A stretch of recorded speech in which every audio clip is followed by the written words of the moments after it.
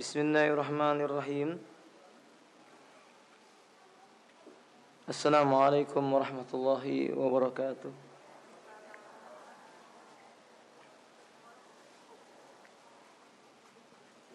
Innal hamdalillah nahmaduhu wa nasta'inuhu wa nastaghfiruh. Wa na'udzu billahi min shururi anfusina wa sayyiati a'malina man yahdihillahu fala mudilla lahu wa man yudlil fala hadiya lahu. Ashhadu an la ilaha illallah wahdahu la syarika lahu wa ashhadu anna Muhammadan abdullahi wa rasulullah. Allahumma salli ala Muhammadin wa ala alihi wa ashabihi wa man tabi'ahum bi ihsanin ila yaumiddin, amma ba'du. Yaqulu Allahu azza wa jalla, ya ayyuhalladzina amanu taqullaha haqqa tuqatih wa la tamutunna illa wa antum muslimun. Fa inna asdaqal hadithi kitabullah wa khairal hadi hadi Muhammadin sallallahu alaihi wa alihi wa sallama wa syarrul umuri muhdatsatuha. Inna kulla muhdatsatin bid'ah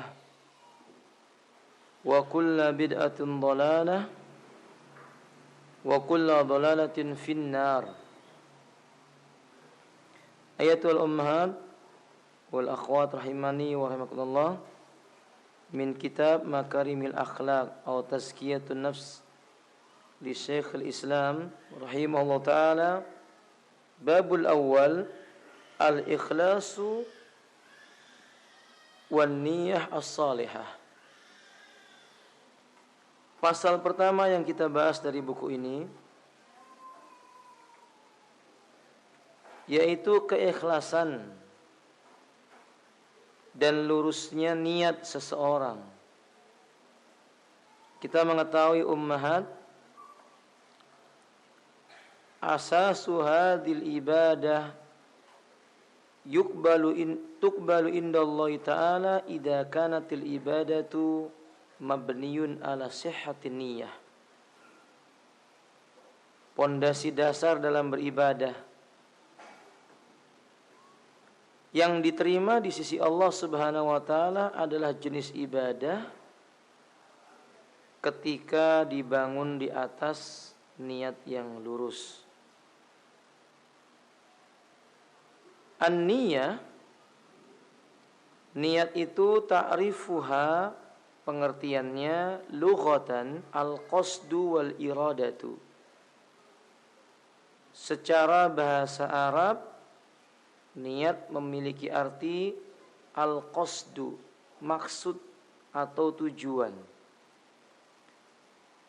Wal iradatu, iradah artinya kehendak. Aw misla dzalikuma, atau yang semisal dari itu. Yaqul Arabi, kalau ada orang Arab yang biasa mengatakan nawakallahu bi khair. Artinya apa Ibu? Annallahu ta'ala yuridu alaikumul khair. Allah menginginkan, menghendaki kebaikan ada pada dirimu. Jadi kalau ada orang bahasa Arab nawakallahu bi khair, itu artinya Allah ingin kamu menjadi baik. Nawa yanwi niyah. Berarti arti niat apa Ibu? Iradah. Apa iradah? Kehendak atau keinginan. Wa qala Arabi, mereka juga orang-orang Arab biasa berkata nawa manwiyah. Apa arti nawa manwiyah itu Ibu? Al-makanul ladzi taqsudu ilaihi. Suatu tempat yang engkau hendak pergi menuju kepadanya. Tempat yang menjadi tujuanmu. Berarti nawa manwiyah artinya satu tempat di mana Anda ingin menuju, berarti arti nawa al-qasdu, tujuan. atau maksud.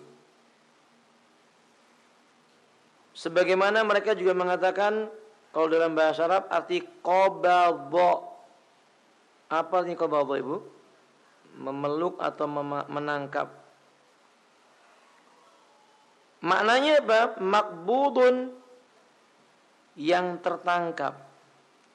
Nawa artinya yang dituju. Atau manwiyah.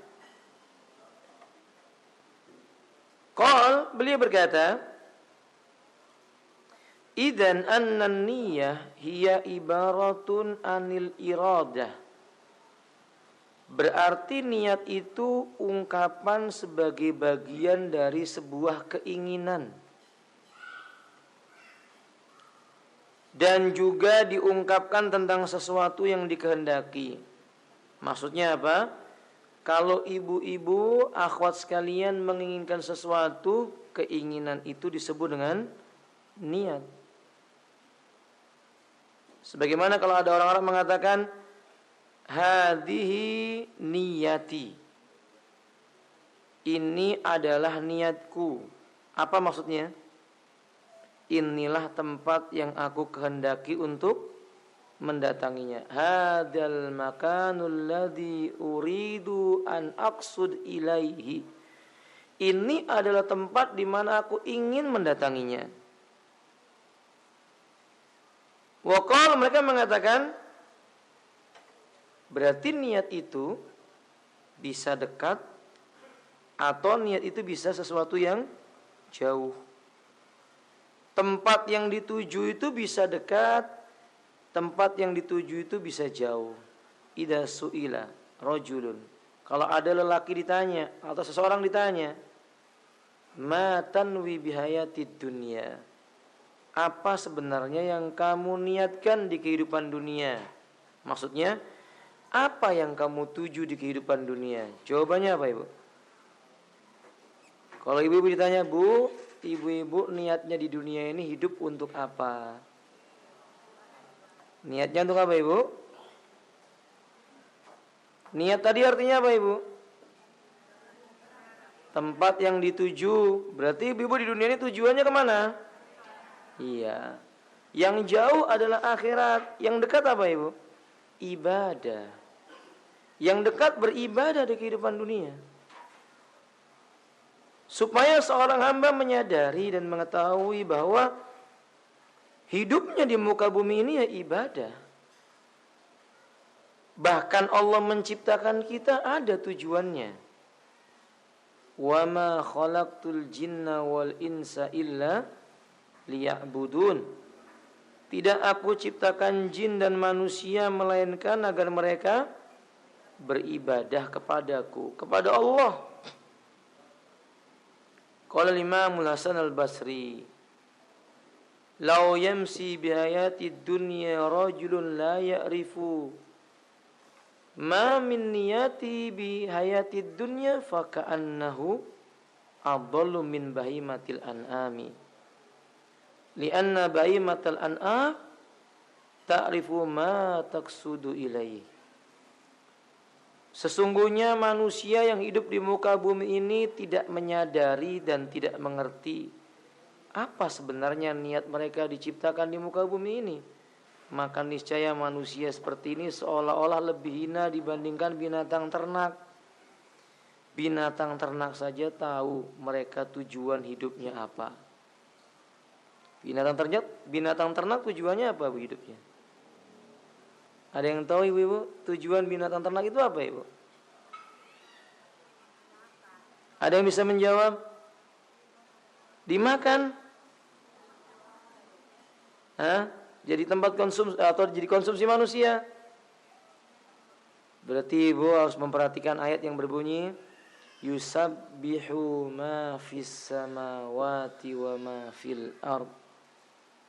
Senantiasa bertasbih memuji Allah yang ada di langit dan yang ada di. Berarti mereka diciptakan oleh Allah untuk apa, Ibu? Iya, bertasbih memuji Allah. Dan mereka menyadari itu. Alangkah dolimnya manusia ketika diciptakan oleh Allah di muka bumi, dia tidak tahu tujuannya apa. Kalau ada orang mengatakan, ya saya nggak tahu tujuannya apa, yang penting senang-senang, berarti itulah tujuannya. Tujuan dia di dunia bersenang-senang, berfoya-foya, membuang masa. Kalau seperti itu keadaannya, dia harus merasakan akibatnya. Limada? Karena sesungguhnya setiap orang mendapatkan balasannya. Faman ya'mal mithqala dzarratin khairan yarah, wa man ya'mal mithqala dzarratin syarran yarah. Sesiapapun yang mengerjakan kebaikan sebesar dzarrah, ia akan memperoleh hasilnya.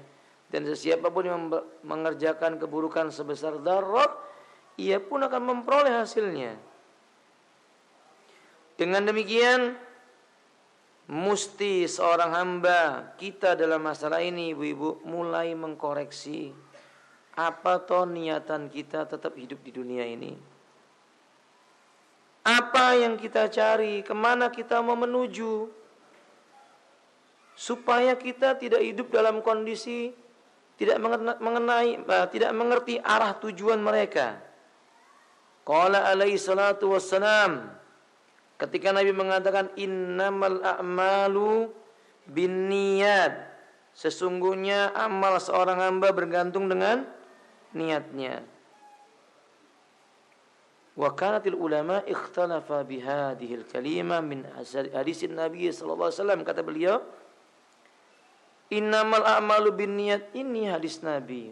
Ulama kita berbeda pendapat mengenai sabda Nabi ini. Maksudnya adalah hal fiha idmar au takhsis, apakah di dalamnya terdapat idmar, sesuatu yang disamarkan, ataukah di dalamnya ada sesuatu pengkhususan, atau berlaku sebagaimana zahir dan zahir, sesuai dengan kedhahir, berlaku sesuai dengan zahirnya ataukah secara keumumannya. Sebagian ulama mutaakhirin berpendapat karena yang dimaksud dengan an-niyat adalah amal perbuatan yang berkaitan dengan syariat, baik yang wajib ataupun yang sunnah. Tidak semua amal perbuatan harus disertai niat. Pendapat pertama mengatakan demikian. Saya simpulkan saja ibu sekalian, ini penjelasan yang panjang, nanti ibu baca, saya ringkaskan. Kesimpulannya, niat ini adalah inti dari sebuah tujuan diciptakan manusia. Inti peribadatan. Nggak akan bermanfaat ibadah seseorang tanpa niat. Kalau ada ulama yang berpendapat kadang-kadang amal tidak diperlukan niat, karena setiap amal itu hati mengikutinya. Bukankah hati mengikuti gerakan anggota badan? Sebagian ulama berkata kebalik, anggota badan itu mengikuti gerakan apa? Hati. Mungkin ibu-ibu bertanya, kenapa kita mesti bahas niat ini? Kenapa kita harus mengetahui masalah niat ini? Karena untuk mensucikan diri, yang diperlukan pertama kali adalah membersihkan jiwa. Wan niyatu min amalil qalbi. Sementara niat itu adalah ibadah hati. Wal amalul qalbi afdal min amalil jawarihi. Di mana amalan hati itu jauh lebih utama dibandingkan amalan jawarih. Amalan hati itu lebih utama dibandingkan amalan jawarih. Wa dalilu qaulu ta'ala, dalilnya firman Allah Subhanahu wa taala, qad aflaha man zakkaha wa qad khaba man dassaha. Sungguh beruntung orang yang senantiasa membersihkan jiwanya, hatinya, dan merugi orang-orang yang mengotori jiwanya, hatinya. Lau sahha ma fi qalbi rajulin, kalau apa yang ada pada hati seseorang itu baik, fa insyaallah taala yusahhihu ma kana fi dhahirihi, itu akan memperbaiki apa yang ada pada anggota tubuhnya. Kama qala alaihi salatu wassalam, sebagaimana Nabi kita berkata, ala inna fil jasadi mudghah. Ketahuilah pada setiap jasad manusia itu ada segumpal darah. Idza salat jasadu kulluh. Kalau segumpal darah ini baik, baiklah semua jasadnya yang ada. Wa idza fasadat jasadu kulluh. Kalau jelek, jeleklah semua kondisi jasadnya. Ala wa'il qalbu. Ketahuilah ini adalah hati. Dikeluarkan oleh Imam Muslim, Nabi SAW berkata, al-qatilu wal maqtulu kilahuma finnar.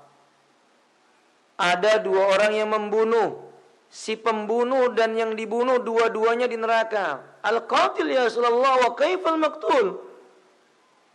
Kalau yang membunuh wajar ya Rasulullah, bagaimana dengan yang dibunuh? Kenapa dibunuh masuk neraka?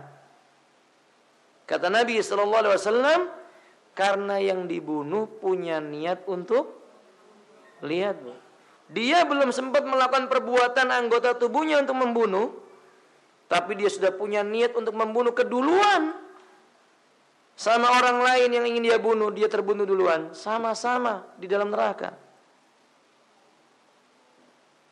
Dan memang apa yang dalam hati itu sangat penting. Tentang orang munafik, apakah tidak salat? Orang munafik itu ibu-ibu salat. Wa idza qamu ila sholati qamu kusala. Bila mereka mau menegakkan salat, mereka tegakkan salat dalam keadaan apa? Malas-malasan. Wala yura'una an-nasa wala yadhkuruna Allah illa qalila. Itu pun dilakukan untuk melihat, untuk punya keinginan dilihat orang banyak. Yang dinilai Allah yang mana? Gerakan salatnya, apa yang disimpan dalam hatinya, Ibu? Dalam hatinya. Maka seseorang boleh jadi ia mengetahui salat bisa mensucikan diri, tapi bila diri itu atau hati itu tidak mau disucikan terlebih dahulu dengan niat yang lurus, bagaimana amal dohirnya bisa mensucikan yang tersimpan di dalam hati? Saya ulangi ibu-ibu. Beliau mengingatkan, Naam, salat itu amal yang bisa mensucikan diri. Akan tetapi bagaimana mungkin yang dohir itu bisa mensucikan yang batin, kalau yang batin itu tidak bisa mensucikan yang batin itu sendiri? Niatnya sudah rusak. Niat yang tidak terlihat itu nggak bisa mensucikan hatinya, gimana yang dohir? Nggak mungkin bisa. Maka Allah mengatakan, fi qulubihim maradun fazadahumullahu marada. Dalam hati orang munafik itu ada penyakit, sekalipun dia sholat, dia bersedekah atau zakat, bahkan ikut perang, tapi hatinya rusak. Fazadahumullahu marada. Allah tambahkan kerusakan penyakit dalam hatinya itu. Kalau ini yang terjadi, berbahaya. Ibu lihat, hijrah berpindah dari negeri kerusakan kepada negeri yang baik. Hukumnya apa, Ibu? Hijrah hukumnya apa? Wajib. Berarti hijrah itu ibadah atau bukan? Nabi mengingatkan, faman kanat hijratu ilallahi wa rasulih. Barang siapa hijrahnya berniat karena ingin mencari pahala dari Allah, mengikuti sunnahnya Rasulullah, fa hijratu ilallahi wa rasulih, maka hijrahnya benar-benar sampai kepada Allah dan Rasulnya. Wa man kanat hijratu lidunya, barang siapa hijrahnya karena ingin mendapatkan dunia, awim ra'atin yankihuha lidunya yusibu awim ra'atin yatazawwajuha, dunia yang ingin dia dapatkan atau wanita yang ingin ia menikahinya, fa hijratu ila ma jara ilaihi, maka hijrahnya itu kepada siapa yang dia menuju kepadanya tersebut, enggak dapat pahala apa-apa. Maka ibu dan sekalian, mari kita mengkoreksi diri kita. Selama ini kita sudah mengakui hidup ini ibadah. Menikah ibadah atau bukan, ibu? Yakin ibadah?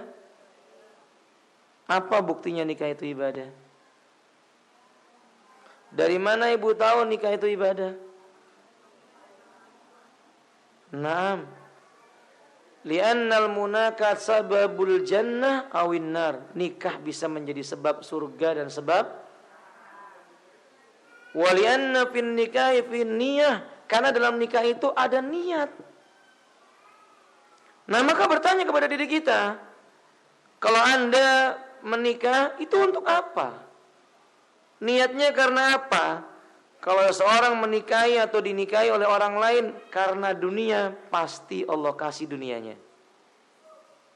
Nanti Allah akan biarkan dia bersama dunianya. Barang siapa yang menikahnya karena ingin mencari Allah Subhanahu wa taala, ingin bisa berjumpa dengan wajahnya Allah di hari kiamat, nanti Allah akan berikan apa yang sesuai dengan dia niatkan. Bahkan dunia akan berjalan mengikutinya. Ibu-ibu datang ke majelis ilmu, perlu memperhatikan niat. Kebanyakan orang itu gugur dan jatuh pada sisi niat. Imam Sufyan mengatakan, ma ra'aitu amalan athqal wa asaddu alayya ma faradallahu ta'ala 'alan nasi minan niyah. Aku tidak pernah mendapati sebuah amal yang Allah perintahkan kepada manusia terasa berat bagi diriku, terasa sulit bagi diriku kecuali satu. Amal apa itu, Ibu? Niat. Wa li'anna an-niyya mahallu al-qalb. Karena memang niat itu sembunyi letaknya di dalam hati. Laisa bil lisan. Katsirun minan nas yatakallamu bilisani wa la yaqsudu biqalbi. Bukan di mulut. Berapa banyak manusia mengatakan dengan mulutnya tentang niatnya, tapi ternyata beda dengan yang diinginkan oleh hatinya. Berapa banyak manusia bisa mengucapkan asyhadu an la ilaha illallah wa asyhadu anna muhammadar rasulullah, tapi niatnya dunia. Berapa banyak orang bisa membaca alif lam mim, dalikal kitab la raib fi hudal lil muttaqin, tapi niatnya dunia. Sahih Ummahat, ini buktinya. Nabi sallallahu alaihi wasallam bersabda, la yazulu qadama abdin baina yaday Allahi ta'ala yaumil qiyamah.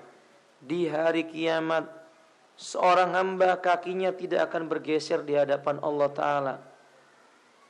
Tidak akan bergeser di hadapan Allah Ta'ala hatta yu'ta salasu nafarin wa yus'alu, sampai didatangkan 3 golongan, lalu 3-3-nya akan ditanya terlebih dahulu oleh Allah Ta'ala. Ammal awwalu, adapun yang pertama, rajulun istushhid fa'utiya ni'amahu fa'arrafahu fa'urifa ni'amahu fa'arrafahu faqilalah. Di hadapan Allah, seorang yang di dunia dianggap mati di medan perang. Biasanya mati di medan perang disebut apa, Ibu? Syahid. Amal mulia atau bukan? Nah, sampai tidak ada yang bisa menghalangi seseorang yang mati syahid masuk surga. Tidak ada, kecuali satu, Ibu. Apa itu? Hutang. Hutang bisa menghalangi orang mati syahid masuk surga. Nah, ditampakkan niatnya ini, diperkenalkan kepadanya, laki-laki itu mengenalnya. Faqila lau bima amilta bihi.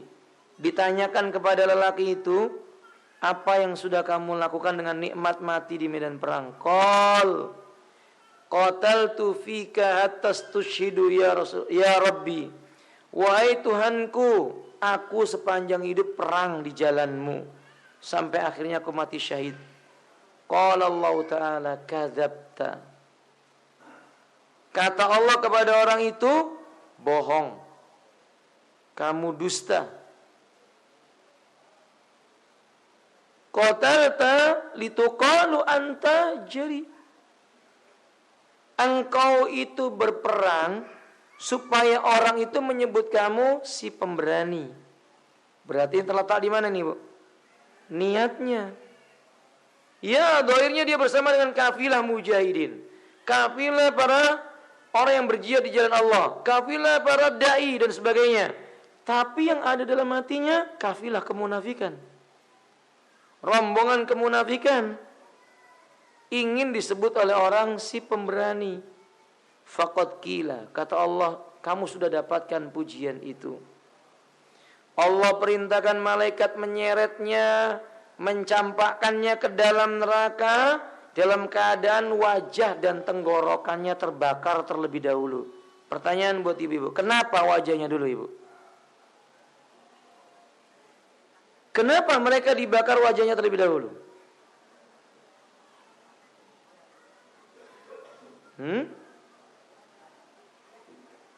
Nggak dengar saya, ibu.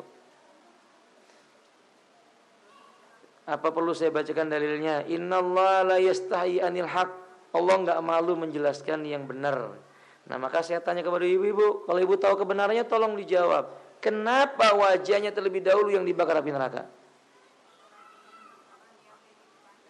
Ahsanti, benar. Fa innahu yabtaghi wajhal insi.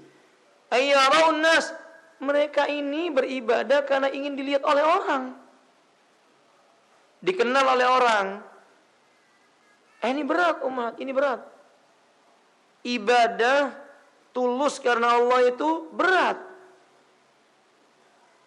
Berapa banyak manusia, Masya Allah, sedekah mampu, tapi gimana caranya sedekah itu diketahui oleh orang? Gimana caranya ibadah tidak diketahui oleh orang? Itu berat. Diketahui oleh orang itu suka.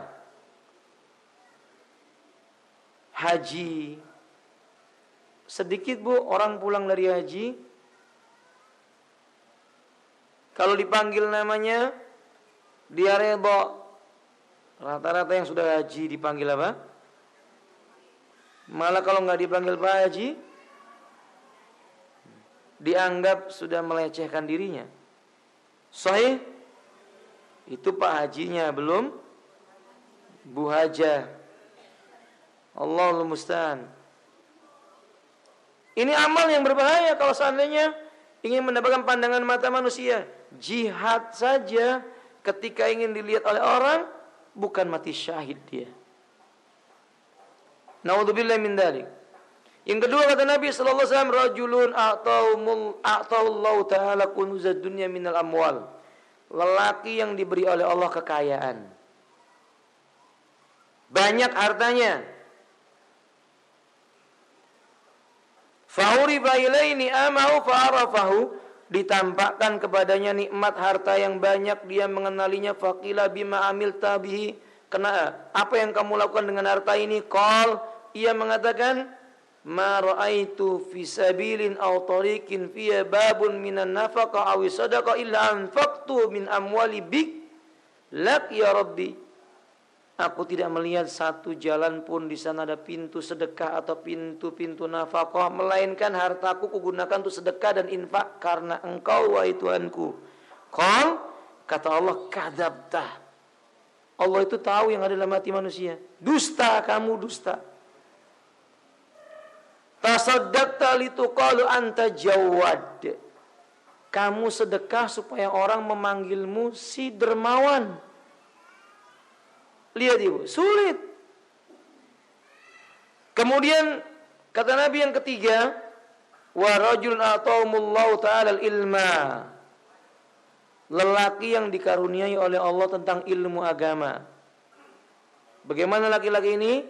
Belajar agama, mengajarkan agama. Belajar Quran dan mengajarkan Quran.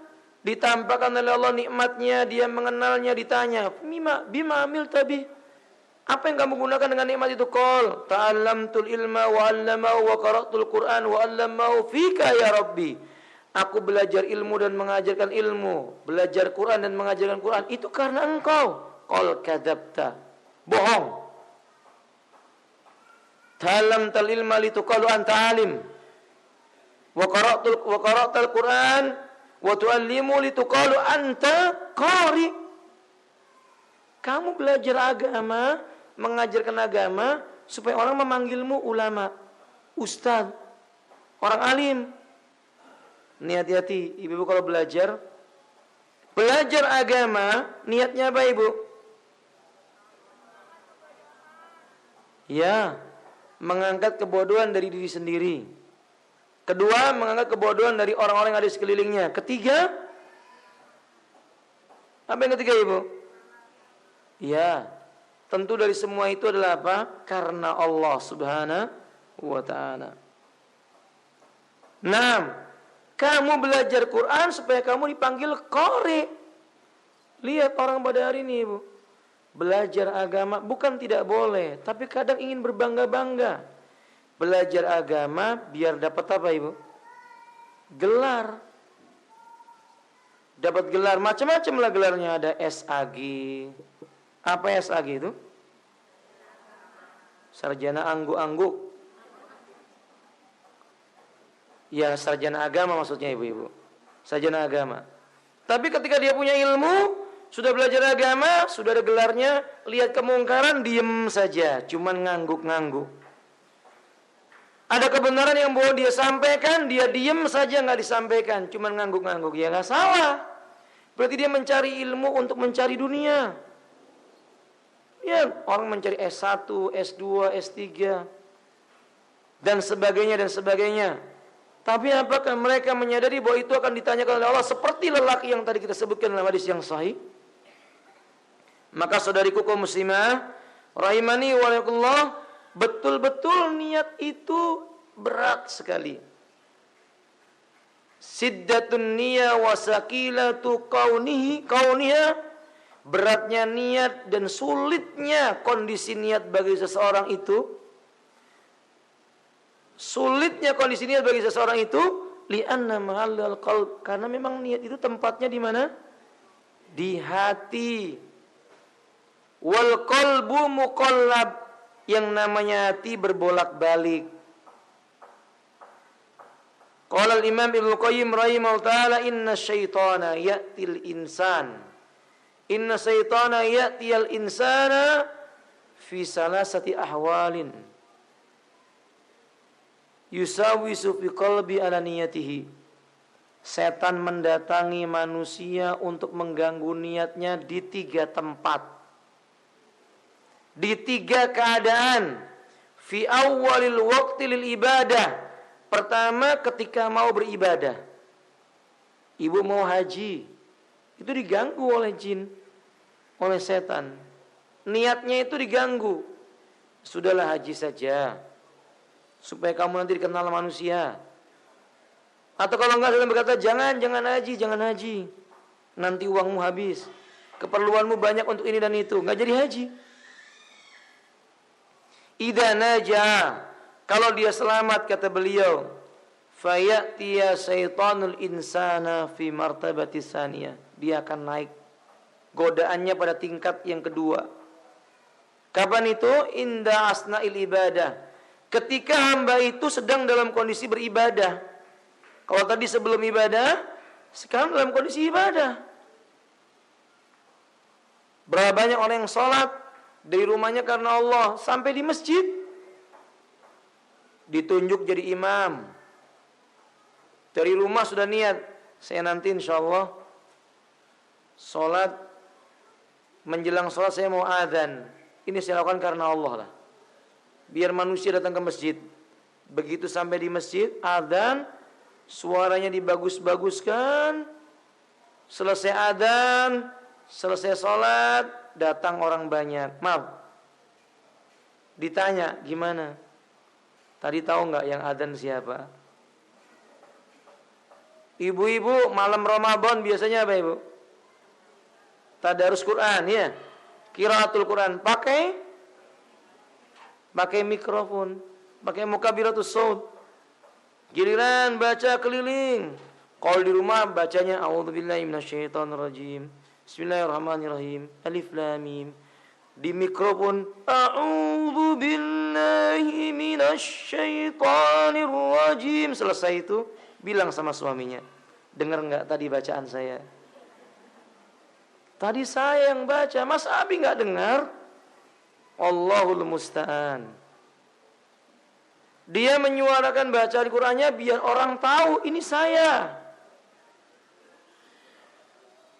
Malah sebagian, lihat ibu, sebagian imam masjid, Masya Allah, ketika jamaahnya makin banyak, Bacanya dibuat-buat. Gimana caranya bisa nangis? Bukan karena memang menangis karena membaca, dibuat biar orang tahu, nih aku kalau baca Quran sambil nangis. Rusak niatnya. Fa innaja, kalau dia selamat pada martabat yang kedua, ya syaitanul insana fir martabatis salisah. Setan akan datang menjumpai manusia itu pada tingkat yang ketiga, aina qadiyatil ibadah, ketika telah menunaikan ibadahnya. Wa hadza ma'alul ladzi asqalu indan nas. Ini kondisi yang paling sulit diterima oleh manusia. Paling susah. Ibadah niatnya itu menjadi rusak, biasanya yang paling banyak selesai ibadah.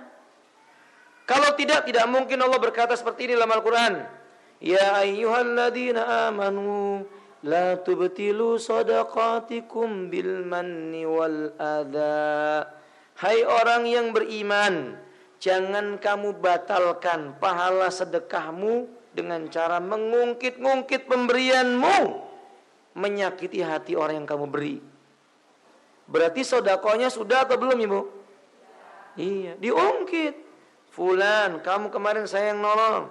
Oh, itu saya kemarin. Masjid itu jadi, itu pakai alhamdulillah Ibu biasanya. Alhamdulillah Bu, masjid itu jadi setelah saya begini dan begitu. Kalimat alhamdulillahnya dipakai, setan menipu dia.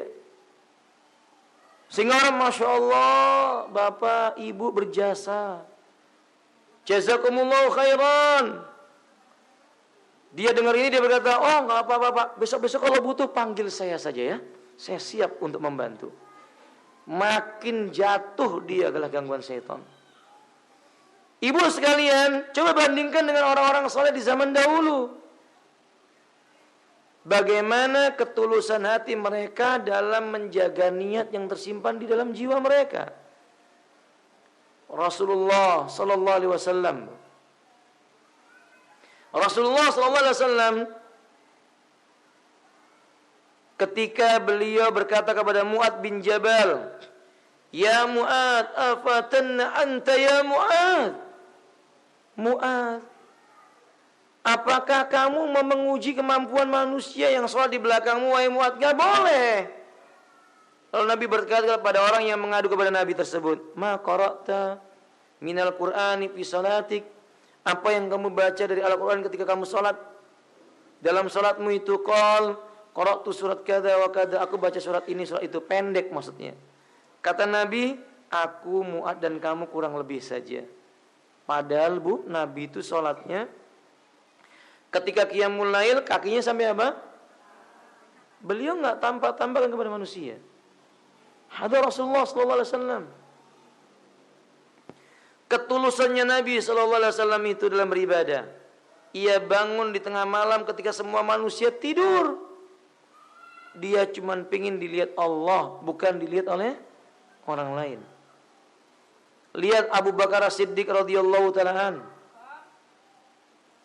Abu Bakar As-Siddiq radhiyallahu ta'ala, suatu ketika budak yang dibebaskan olehnya datang. Ya Abu Bakrin, nashkuru ilallah summa ilaik.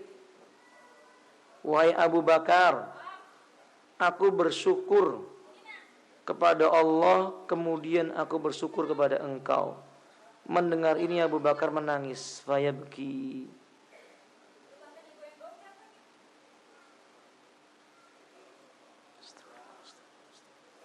Kemudian dia menangis. Maka Umar berkata, ya Abu Bakrin madza tabki. Hai Abu Bakar, apa yang membuatmu menangis? Ya Umar, hazantu idza araftu bima amiltu lillahi tabaraka wa ta'ala summa wajadtu farhan jaa minan nasi ilayya akhafu hada suratul jazai min Allah ta'ala fid dunya alayya. Wahai Umar, sungguh bila aku mengerjakan sebuah amal, setelah aku kerjakan amal itu, lalu orang datang kepadaku dengan sebab dia aku menjadi bahagia. Ia sebutkan tentang amalku, aku khawatir kebahagiaan itu adalah balasan dari apa yang kulakukan dari Allah dengan cara dipercepat di dunia. Lihat ibu. Maksudnya Abu Bakar tidak suka kalau punya amal disebut-sebut sama orang, dia nggak suka. Karena amal itu bisa jadi sebutan-sebutannya di dunia adalah balasan yang dipercepat oleh Allah di dunia, di akhirat nggak dapat apa-apa lagi. Ada Abu Bakar As-Siddiq. Umar bin Khattab radhiyallahu ta'ala ma'ruf ibu, Umar itu tengah malam sering keliling rumah-rumah penduduk yang ada di Madinah. Untuk apa ibu? Iya, mendengar keluh kesahnya, lalu kemudian mengirimkan bantuan tanpa sepengetahuan orang itu siapa yang mengirim. Umar pernah memerintahkan budaknya mengantar uang 400, dalam riwayat yang lain 4.000 dinar. 4.000 dinar, berapa miliar bu? Hah? 1 dinar 2 juta lebih. Berarti kurang lebih berapa? 8 miliar. Untuk siapa ibu? Abu Ubaidah. Untuk Abu Ubaidah disuruh memberikan diberikan kepada budaknya, perintahkan diberikan kepada Abu Ubaidah. Lalu kata Umar, jangan beritahu dari aku, tapi lihat apa yang dilakukan oleh Abu Ubaidah. Diberikan 4.000 sama Abu Ubaidah, diambil 2 dinar. Dalam riwayat yang lain 3 dinar. 1 diambil buat Abu Ubaidah, 2 dikasihkan istri dan anaknya. Sisanya berarti berapa itu, Bu? Ya pokoknya 4.000 kurang 3 dinar gitu ya. Diberikan oleh Abu Ubaidah kepada budak itu, berkata, sebarkan di pasar, sebarkan di orang fakir miskin, jangan beritahu bahwa itu datang dariku. Apa yang dilakukan para sahabat? Tidak ada amal yang mereka ingin diketahui oleh orang lain. Umar, Abu Ubaidah, Utsman ibnu Affan, Ali bin Abi Thalib, semua sahabat demikian. Dan dulu ada seorang tabi'in yang bernama Rabi' ibnu Haris. Lelaki ini, kata murid-muridnya, kata teman-temannya, ma ra'aitur Rabi'a yusalli tatawuan fil masjid qat. Aku tidak pernah melihat Rabi' mengerjakan sholat sunnah di masjid. Maksudnya apa ibu? Karena di masjid banyak orang. Beliau sholat sunnahnya di mana? Supaya orang tidak tahu. Dan dalam kitab Aina Nahnu min Akhlaqis Salaf disebutkan dalam buku tersebut, wa kana ar-Rabi' idza qara'a al-Qur'an fi masjidin summa yasma'u sauta rijlai rajulin ya'ti ilaihi. Adalah Rabi' kalau sedang baca Quran di masjid, tiba-tiba dengar langkah kaki mendekat kepada beliau, Quran itu disembunyikan di bawah bajunya. Supaya apa ibu? Supaya tidak dikira bahwa dia sedang baca Quran. Supaya jangan dikira dia sedang baca Quran, padahal memang baca Quran. Dia nggak ingin amalnya itu dilihat oleh orang. Makanya beliau mengatakan, haqiqatul amalil ladzi amalu baina wa bainallahi la yarawun nasu qat. Hakikat amalan-amalan yang antara dia dengan Allah, tidak ada manusia satupun yang mengetahuinya. Tidak ada satu manusia pun yang mengetahuinya. Ya, kalau amal yang wajib tampak, ya harus ditampakkan, sholat berjamaah. Tapi bu, sholat duha, sholat apa lagi? Qobliyah dan ba'diyah, ini kan gak wajib berjamaah, bahkan gak ada contohnya berjamaah. Kenapa tidak disembunyikan sholatnya? Saya mau sebutkan pada yang mulia sekalian, kisah seorang lelaki bernama Ukasha. Yang sebelumnya Nabi bertanya kepada para sahabat, atau sahabat bertanya kepada sahabat yang lainnya, man minkumul ladzi yastayqidu minal laili yara fil bariyati. Siapa yang tadi malam tidak tidur, terbangun di tengah malam, lihat bintang jatuh. Siapa yang melihat bintang jatuh tadi malam? Semua diam. Lalu ada lelaki yang berkata, ana, saya. Ra'aitu walakinna astaiqatu minal lail walakinna ana ghairu musalli. Kata lelaki ini, saya tadi malam bangun, tapi jangan salah ya, Semalam saya bangun tidak sholat. Bukan karena sholat saya bangun, karena kaki saya disengat kalajengking. Kata sahabat ini, saya bangun karena kaki saya disengat kalajengking. Penjelasan para ulama, lihat kejujuran sahabat ini, Bu. Bisa saja dia mengatakan, semalam saya bangun. Berhenti sampai di situ. Apa kira-kira opini manusia, Bu? Iya. Manusia mengatakan, Masya Allah, orang ini bangun malam untuk apa? Sholat. Tapi dia jujur, dia berkata, enggak, saya enggak sholat. Saya disengat kalajengking. Kita malah kadang-kadang enggak begitu, Ibu. Kita malah, kira-kira benar enggak ya? Semalam saya sholat begini begitu. Sebenarnya bukan mau nanya benar tidaknya, tapi mau tahu. Nih loh, semalam aku na'udzubillah min dzalik. Diterima tidak amalnya, Ibu? Tidak. Tiap-tiap amal yang mengharapkan wajah manusia atau pandangan mata manusia, di sisi Allah tidak ada nilainya. Ini masuk dalam kategori syirik. Dan Allah telah mengatakan, la in asyrakta la yakhbatanna amaluka. Jikalau engkau menyekutukan Allah, niscaya hapuslah semua amalmu. Sia-sia. Maka Imam Nawawi mengatakan, idzan, oleh karena itu, innan niyya ibadatun azimah, niat merupakan ibadah yang sangat agung, hatta amrun dunyawiyatun aw adatun sara ibadatan azimah indallahi ta'ala sababuan niyyah. Bahkan kalau kita mau mengetahui keagungan niat, saya ulangi, perkara yang sifatnya dunia itu bisa berubah menjadi ibadah yang utama hanya karena sebab apa? Niat. Apa contoh perkara dunia, Bu? Apa contoh perkara dunia? Makan. Makan itu urusan dunia atau bukan?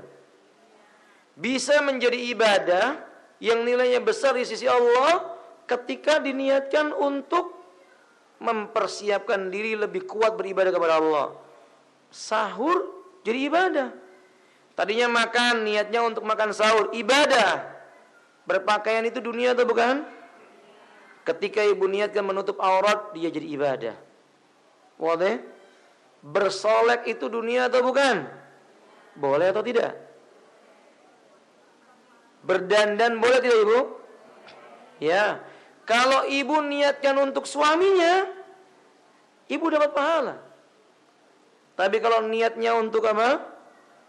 Niat pamer di luar rumah, atau biar dilihat oleh orang lain selain mahramnya, sesuai dengan yang Nabi katakan, faman kanat hijratu lidunya yusibu aw imratin yankiwa fa hijratu ila ma hajara ilaihi.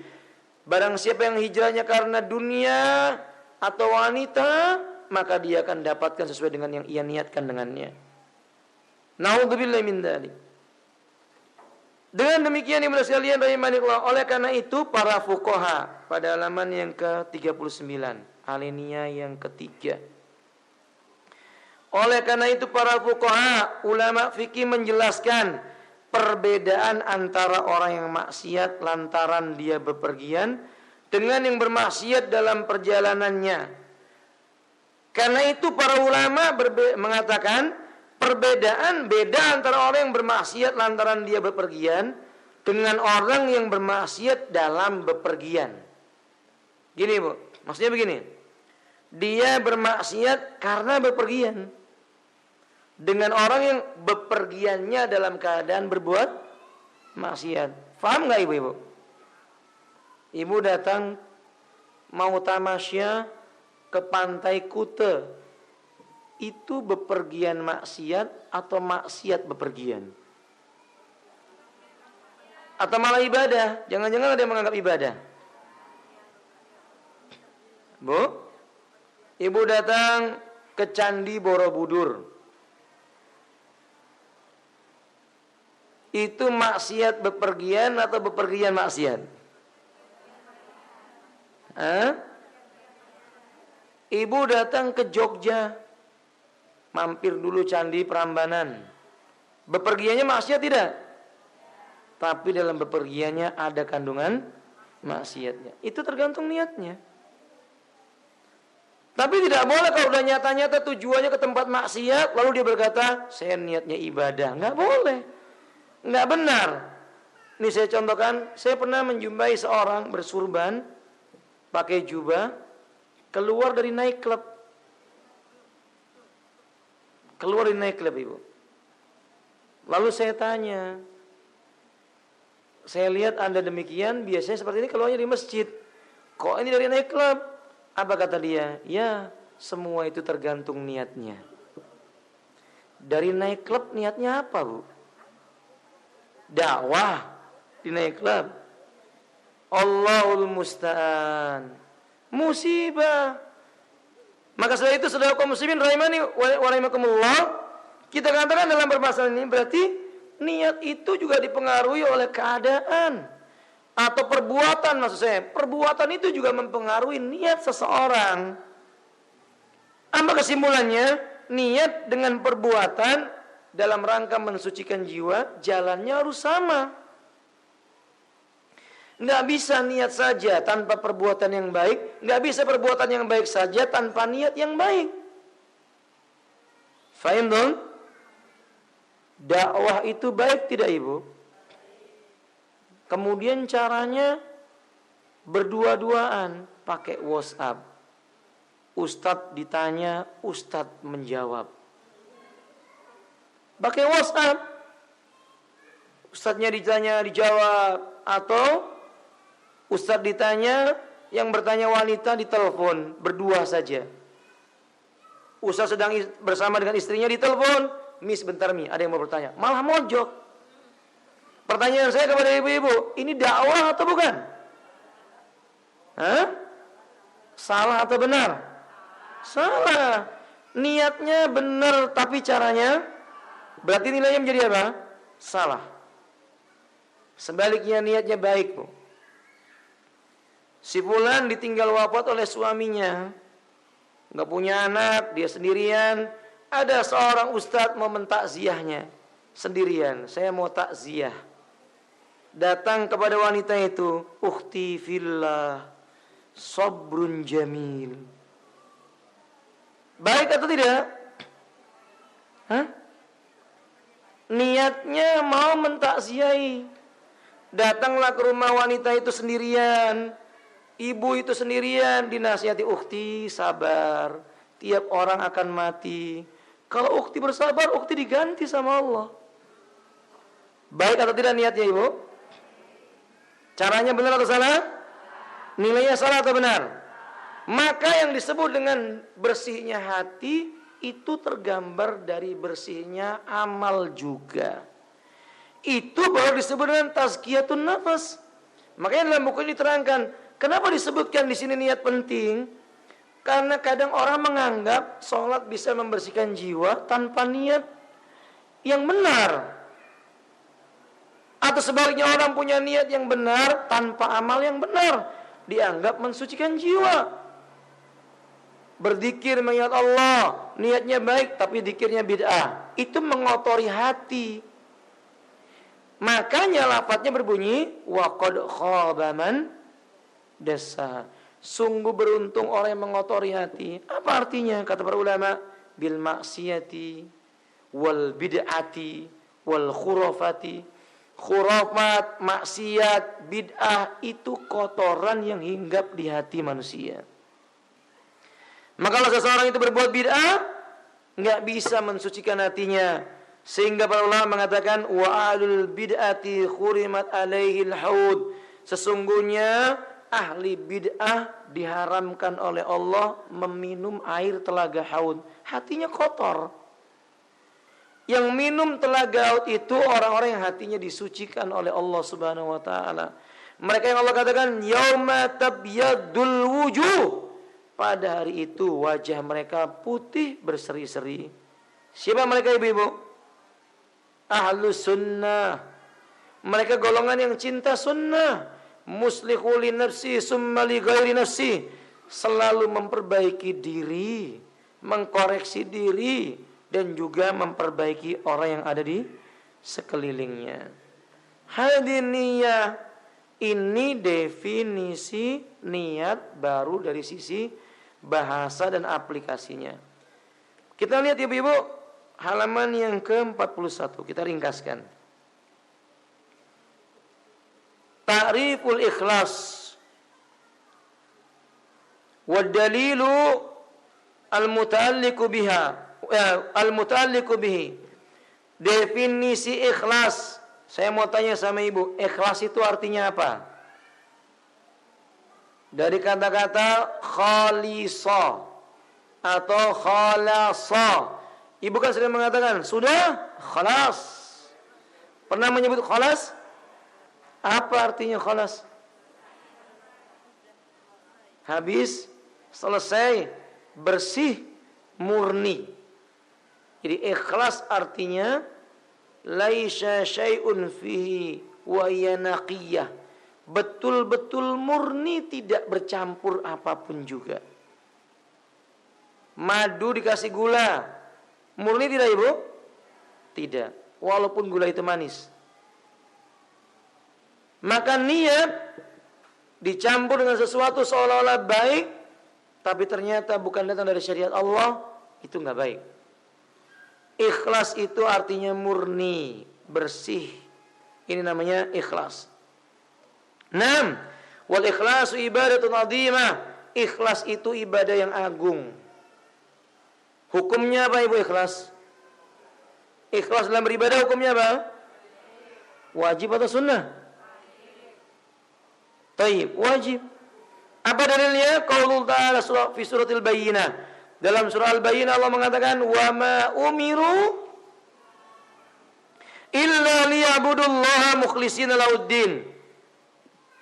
Mereka tidaklah diperintah menyembah Allah melainkan dengan ikhlas, menaati semata-mata karena menjalankan agama Allah. Wa ma umiru, dan tidaklah mereka diperintahkan illa melainkan liya'budullah, benar-benar menyembah Allah saja, mukhlisin. Lahuddin, menghadapkan wajahnya kepada agama Allah tersebut.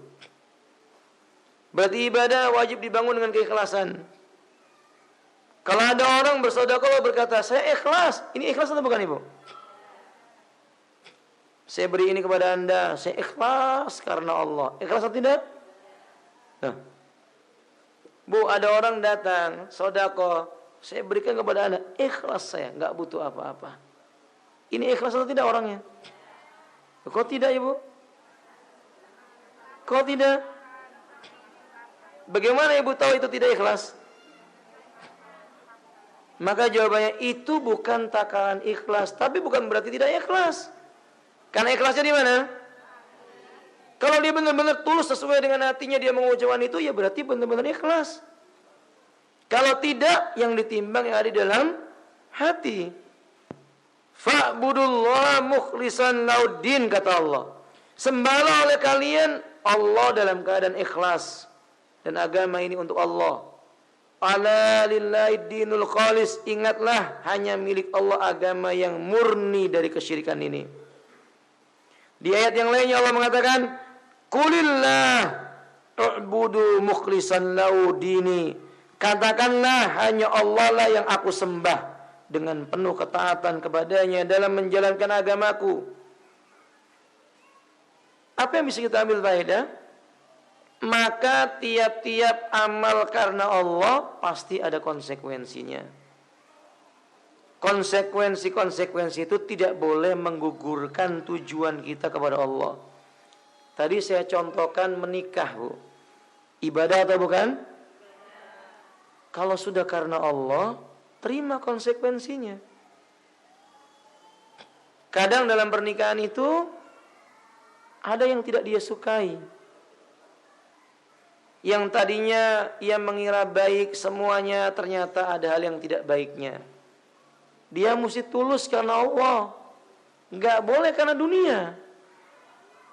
Dia mesti terima keadaan pasangannya, istrinya maupun suaminya. Dia mencari pahala Allah Azza wa Jalla. Makanya Bu, contoh keikhlasan itu ada pada Ummu Salamah atau Saudah. Ketika beliau sudah lanjut usia, amat sangat lanjut, ia khawatir Jangan-jangan Nabi tidak menyukainya. Maka ia pun berkata kepada Nabi, ya Rasulullah, kullu ma indi minal ayyami min haqqi ahdi ila Aisyah radhiyallahu anha. Setiap apa yang menjadi hakku dari malam-malamku, aku berikan hadiah buat siapa? Lillah, itu karena Allah. Mana bukti karena Allahnya? Dia ingin tetap bersama nabinya Allah. Walaupun malamnya tidak bersama dengan Nabi, dia tetap ingin bersama dengan nabinya. Itu ikhlas, ibu-ibu. Gambaran keikhlasannya Saudah radhiyallahu taala anha. Contoh keikhlasan yang lainnya itu keikhlasan yang diberikan oleh seorang Ansor kepada Abdurrahman bin Auf. Ya Abdurrahman, ra'aitu ji'ta ilal Madinah falaysa laka syai'un minal mal indi bustanani. Abdurrahman, kulihat kamu datang ke Madinah enggak punya harta sedikit pun. Saya punya 2 kebun. 1 kebun buat kamu. 1 kebun ini buat kamu. Itu contoh keikhlasan. Saking tingginya keikhlasannya dia berkata, Abdurrahman, aku lihat engkau datang ke sini tidak punya istri. Aku punya 4 orang terkenal dengan kecantikan dan kebaikan hatinya. Kata orang Ansor ini, kamu suka yang mana? Nanti ku ceraikan. Kalau habis masa idahnya, kamu bisa menikahinya. Saking inginnya berbuat baik kepada siapa? Abdurrahman bin, itu nggak mungkin muncul dari hati yang dipenuhi kedengkian, Bu. Ini pasti muncul dari hati yang penuh dengan keikhlasan. Contoh keikhlasan, kisah perangnya para sahabat. Ketika seorang sahabat terluka, ia berkata, akhtaju ilal ma, saya butuh air. Ketika air itu sudah sampai di lisannya, dia mendengar suara al-maya, akhtaju ilail miyah, air, saya perlu air. Dikasih di sampingnya. Begitu dia mau minum, yang satunya mengerang kesakitan, dia butuh air, dikasih. Kembali kepada orang yang pertama kali menerima air tadi sudah meninggal, belum sempat minum airnya. Itu ikhlas. Mari kita berkaca kepada diri kita. Ibu-ibu kepada suaminya, apa yang sudah diberikan untuk mereka? Suami-suami kepada istrinya, apa yang sudah diberikan mereka kepada istri mereka? Ibu lihat, apakah yang sudah diminta oleh suami Anda semua diberikan, ibu-ibu? Ibu-ibu sudah berikan belum semua yang diminta oleh suaminya? Hah? Banyak banget Ustaz. Kalau bisa kenapa tidak? Kalau karena Allah, ya kasihkan. Kalau suami Anda berkata, Bunda saya mau pergi ke medan jihad, rebokan saya. Rebo gak, Bu? Apa kira-kira ibu akan mengatakan, tunggu dulu, anak masih kecil-kecil. Kalau kamu mati, saya sama siapa? Kan begitu. Ini gak ikhlas. Kadang suami mau berangkat ke pengajian, mau taklim, ibu-ibu bisa ikhlas? Ini mau belajar kitab Ushulus Salasa. Ibu-ibu sanggup ikhlas? Kalau ibu mengatakan, jangan lama-lama ya, Bi. Pulangnya jangan lewat jam 8 malam ya, Bi. Anak-anak nanti siapa yang ngurus? Ini gak ikhlas. Ibu mestinya berkata, pergilah mencari ilmu. Nanti pulang dari sana, ajarkan ilmu kepadaku. Ini ikhlas. Fahim dong? Kalau ibu-ibu ikhlas kepada anak-anaknya, ibu tidak akan berkata, nah, biaya sekolah ini mahal. Bapak sama ibu capek cari duit. Kamu enak-enakan di sini. Wah, itu nggak ikhlas. Ikhlas tidak akan mengungkit-ungkit apa yang dia berikan kepada orang tersebut. Wah, ya kalau yang satu itu boleh nggak ikhlas, ibu. Sampai dunia akhirat nggak ikhlas nggak apa-apa. Karena memang Allah nggak menuntut Anda ikhlas. Yang satu itu ibu nggak dituntut untuk apa? Ikhlas. Nggak ikhlas nggak apa-apa. Juga nggak berdosa. Faham ibu-ibu? Apa itu ibu? Hah? Iya. Kalau ibu diminta sama suaminya, Mi, aku mau poligami. Nggak ikhlas dunia akhirat, nggak apa-apa. Enggak dosa. Enggak dosa ya bunda sekalian. Anda enggak dituntut ikhlas dalam masalah. Karena memang suami Anda enggak dituntut meminta keikhlasan Anda. Faham umat? Faham ibu-ibu? Jadi nanti sampaikan sama suaminya, saya enggak akan ikhlas dunia akhirat bi. Enggak apa-apa, Anda enggak berdosa. Enggak ada satupun dalil yang membuat Anda akan dikatakan berdosa, tidak. Insya Allah bisa jadi Anda malah masuk surga. Wadah? Nah. Kadzalik kepada sekalian. Tapi ingat tadi catatannya, suami tidak diminta untuk mencari keikhlasan Anda. Walhasil ibu dan sekalian rahimani Allah, ikhlas adimun. Fawailul lil musallin, kata Allah, celaka orang yang salat. Alladzina hum an salatihim sahun, yaitu orang-orang yang lalai terhadap salatnya. Siapa itu ibu? Alladzina hum yuraun, orang-orang yang ketika salat mereka riya,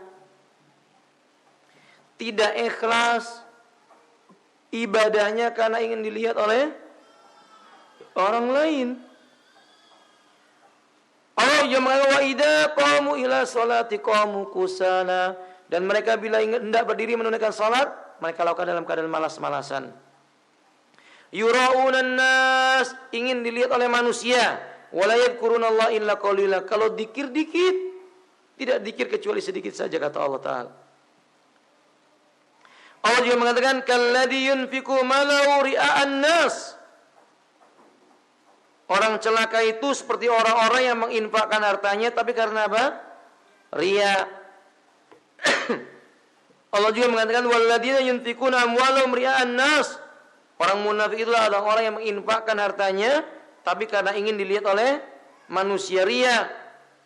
Ingat ukhti muslimah, balasan ikhlas sebagaimana perkataan sebagian ulama adalah orang ikhlas tidak peduli seandainya semua penghargaan dan pujian manusia tertuju padanya, sebab hatinya tulus hanya mengharapkan ridha Allah. Jadi al-mukhlis law kana sawabu minad dunya aw ja minal insi riya'an kana aw sum'atan kana tujau ilaihi fala yubali li'annahu yuridu ma ja minallahi ta'ala min ridwani.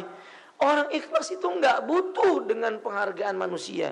Dihargai silakan, enggak apa-apa. Dia enggak peduli.